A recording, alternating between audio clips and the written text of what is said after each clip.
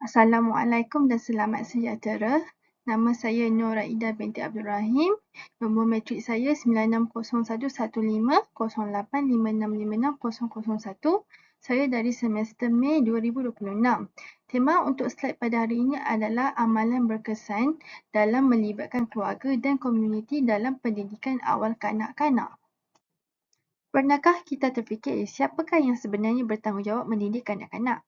Adakah guru sahaja atau ibu bapa sahaja?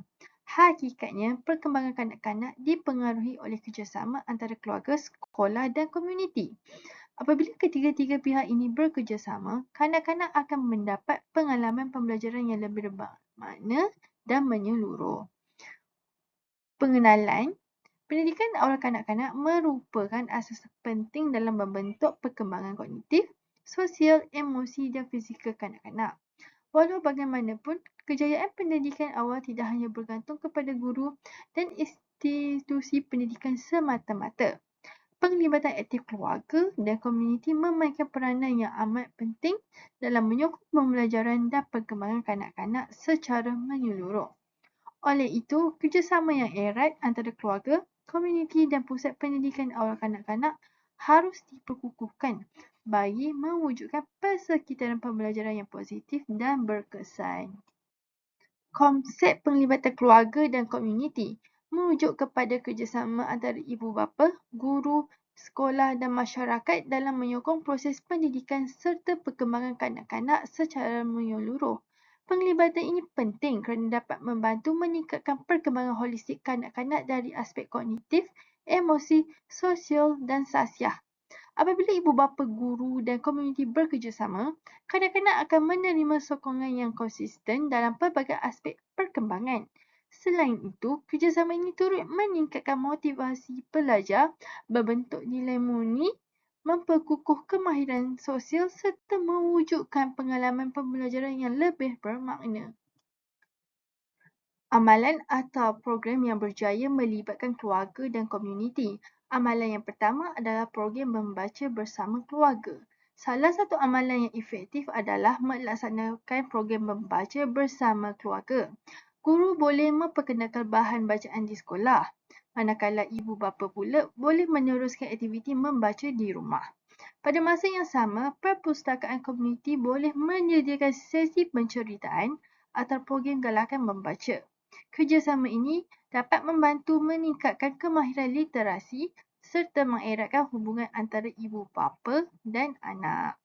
Amalan yang kedua pula ialah projek kebun mini kanak-kanak. Projek kebun mini ini merupakan aktiviti yang menggalakkan penglibatan keluarga dan komuniti secara aktif. Guru membimbing kanak-kanak menanam pokok di sekolah. Ibu bapa membantu menjaga tanaman di rumah. Manakala komuniti seperti petani atau sukarelawan berkongsi pengetahuan tentang penjagaan tanaman. Aktiviti ini dapat memupuk rasa bertanggungjawab, kerjasama dan minat terhadap alam sekitar. Seterusnya, strategi praktikal yang dilaksanakan oleh Pusat Pendidikan Awal Kanak-Kanak. Strategi yang pertama ialah program sukarelawan keluarga, iaitu penglibatan ibu bapa sebagai sukarelawan dalam aktiviti sekolah. Melalui program ini, ibu bapa boleh membantu guru dalam aktiviti pembelajaran seputar sekolah atau program khas yang dijalankan. Selain itu, ibu bapa juga berpeluang berkongsi kemahiran dan pengalaman mereka dengan kanak-kanak seperti kemahiran memasak, bercerita atau memperkenalkan kerjaya mereka. Secara tidak langsung, strategi ini dapat mengukuhkan hubungan antara keluarga dan sekolah serta mewujudkan kerjasama yang lebih baik demi perkembangan kanak-kanak. Strategi yang kedua ialah projek pembelajaran berasaskan keluarga. Strategi ini memberi peluang kepada kanak-kanak menjalankan aktiviti pembelajaran di rumah bersama ibu bapa, seperti membuat buku scrap, menanam pokok atau menghasilkan bahan kreatif. Melalui aktiviti ini, ibu bapa terlibat secara aktif dalam pembelajaran anak, sekaligus menghubungkan pembelajaran di sekolah dengan pengalaman di rumah. Selain membantu perkembangan akademik kanak-kanak, strategi ini juga dapat mengeratkan hubungan ibu bapa dan anak melalui masa berkualiti dan kerjasama dalam menyiapkan projek. Strategi yang ketiga iaitu Hari Komuniti Kanak-Kanak. iaitu program yang melibatkan kerjasama antara sekolah dengan pelbagai agensi komuniti seperti Balai Bomba, Klinik Kesihatan, Perpustakaan dan Balai Polis.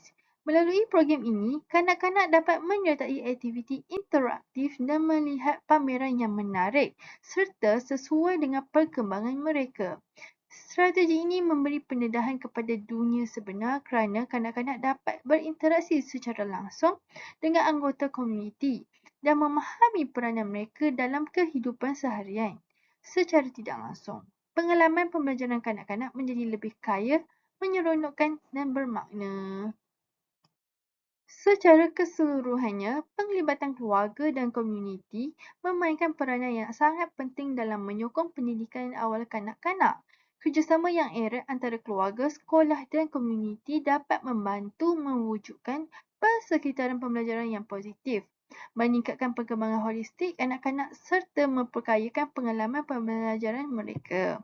Oleh itu, semua pihak perlu bekerjasama secara aktif dan berterusan bagi memastikan kanak-kanak mendapat sokongan yang terbaik.